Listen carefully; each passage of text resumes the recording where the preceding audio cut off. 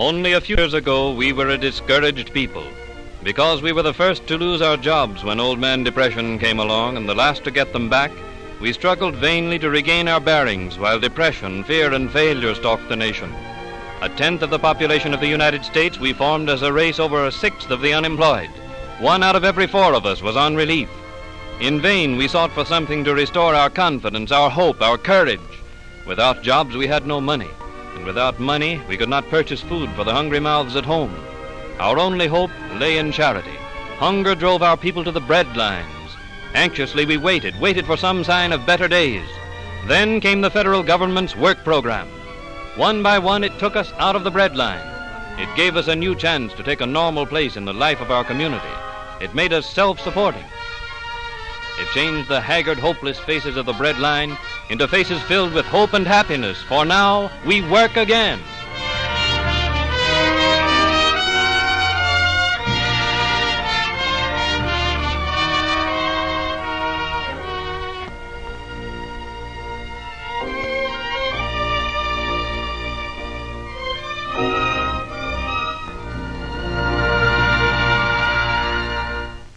Unskilled laborers, the forgotten men of past generations, now work steadily at decent wages. The nation over, they're building and repairing schools, public buildings, community centers, and airports to meet the changing needs of our modern world. In one project at the nation's capital, 1,200 men are employed in improving Bowling Field, grading, constructing runways, building hangars, and administration buildings. In addition to the hundreds of unskilled laborers who were removed from relief roles, many skilled workers are employed in this important improvement project. Hundreds of homes have been freed from the bondage of poverty as their breadwinners find security and hope in their new jobs.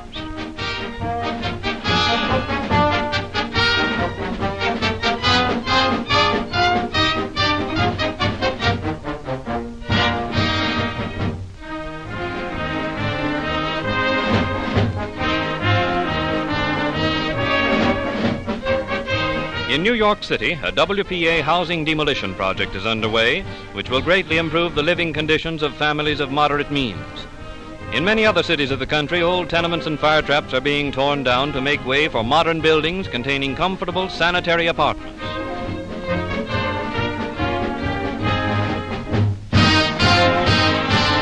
At Colonial Park in Harlem, as in many other congested areas, WPA workers have constructed a huge swimming pool and are now completing a bathhouse which will accommodate 4,100 persons.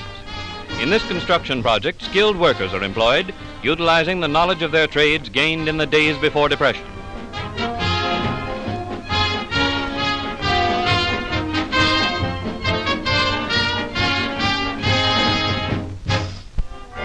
Swimming pools are particularly valuable to the community because they offer a haven of relaxation to young and old during the hot summer months.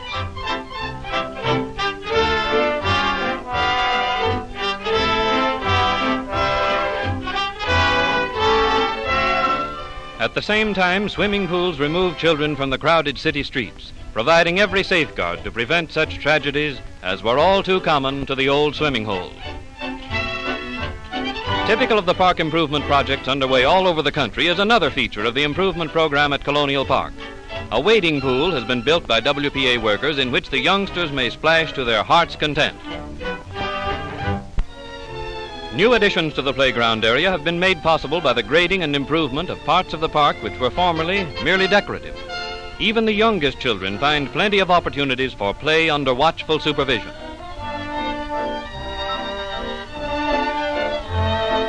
In many parts of the country, nursery schools have been established where almost 10,000 children of our needy families are provided with hot meals, supervised play activities, and excellent preschool training under competent instructors removed from relief roles. In these projects, employment has been provided for 600 teachers, nurses, dietitians, and cooks.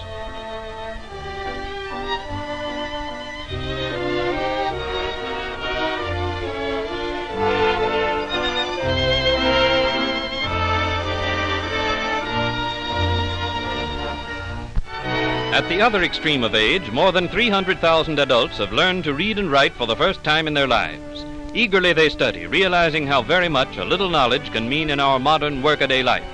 Teachers drawn from relief roles instruct them in useful subjects such as arithmetic and foreign languages.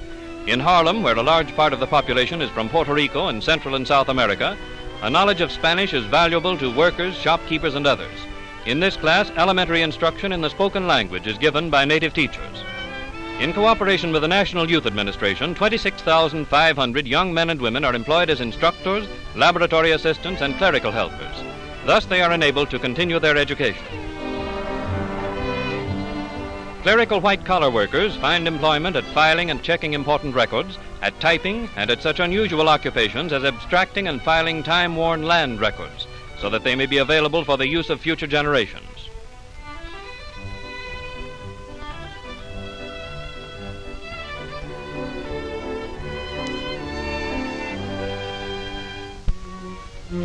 As part of the program of rehabilitation and the conservation of human resources, a number of household training schools have been established by WPA.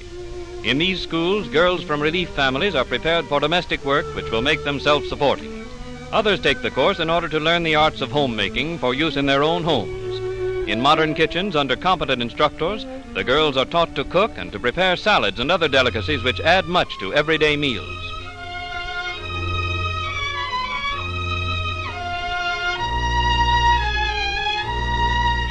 Here's where you may be able to learn something. This is the way the girls are taught to make beds, an art which few have mastered.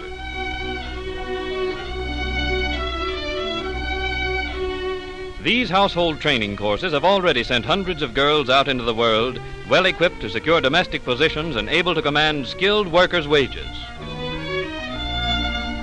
Health education is an important part of the WPA program. At a number of health centers in large cities, qualified instructors teach groups of women first aid methods and the proper care of children. The care of the sick is also taught by trained instructors at health centers throughout the country. These projects which you have seen are part of a broad national educational program through which WPA has helped millions of children and adults. In a number of communities, sewing rooms have been established in which are employed women who are the breadwinners for their families. Here, garments are made for distribution to needy families.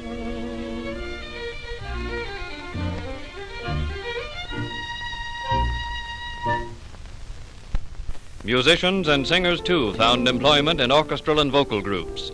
These art singers, organized and directed by William Lawrence, have successfully presented a great many programs of classical music.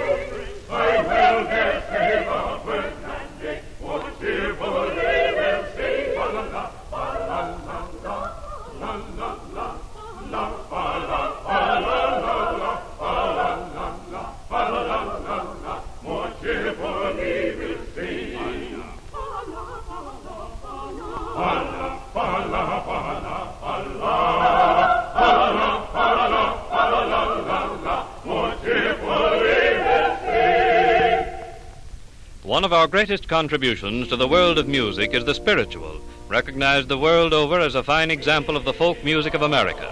This choir, directed by Juanita Hall, presents our traditional music in all its beauty. Sickles all the wheel, way up in the middle of the air. Sickles all the wheel, way in the middle of the air. And you run my face, and think they run my face, because it's wheel and a wheel, way in the middle of the air. Sickles all the wheel, way up in the middle of the air. Sickles all the wheel, way in the middle of the air. And they run my face, and think they run my face, because it's wheel and a wheel, way in the middle of the air. Way in the middle of the air. Way in the middle of the air, sickles all the wheel, way up in the middle of the air.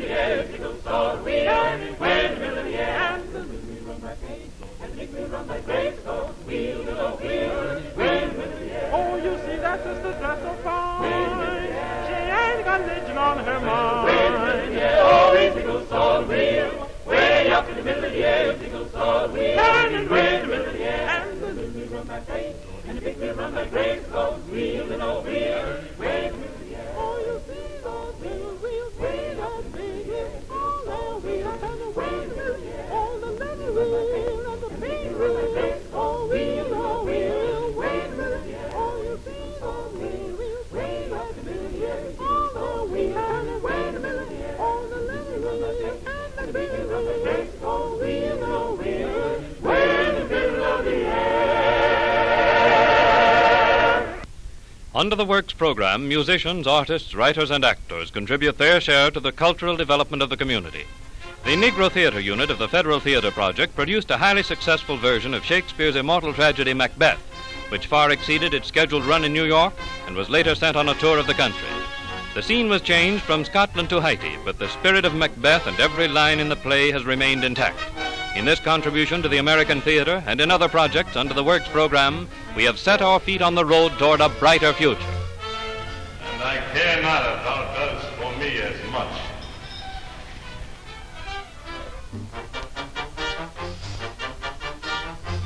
Fear not, till Burnham Wood do come to Dunsinane, and now a wood comes toward Dunsinane.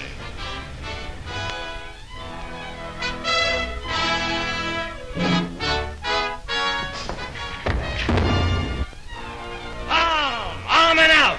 There is no flying hist, no tearing here. I begin to be weary of the sun, and wish the estate of the world were now undone. Ring the alarm bell! Low, wind! Come, rack! At least we'll die with harness on our backs. What's he that was not born of woman? Such a one am I, to fear or none. Let me find him fortune. Tyrant, show thy face. I cannot strike at wretched turns, whose arms are hired to bear their staves. If thou beest slain and with no stroke of mine, my wife and children's ghost will haunt thee still. What is thy name?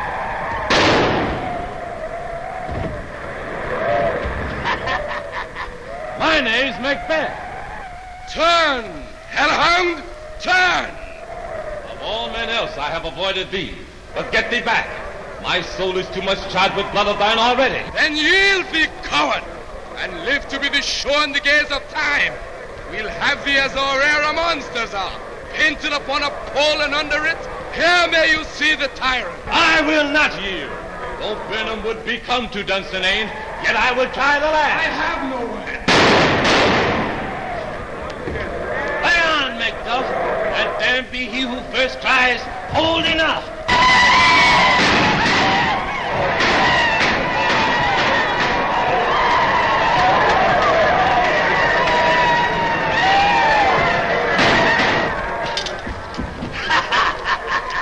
Thou losest labor, for I bear a charmed life which must not yield to one of woman born. Spare thy charm, and let the angel whom thou still hast served tell thee Macduff was from his mother's womb untimely ripped. Accursed be the tongue that tells me so. And be these juggling fiends no more believed.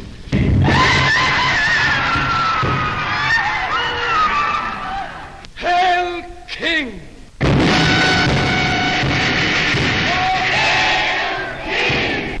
Behold, where stands the usurper's cursed head. The time is free. All hail Malcolm. Peace! The charge.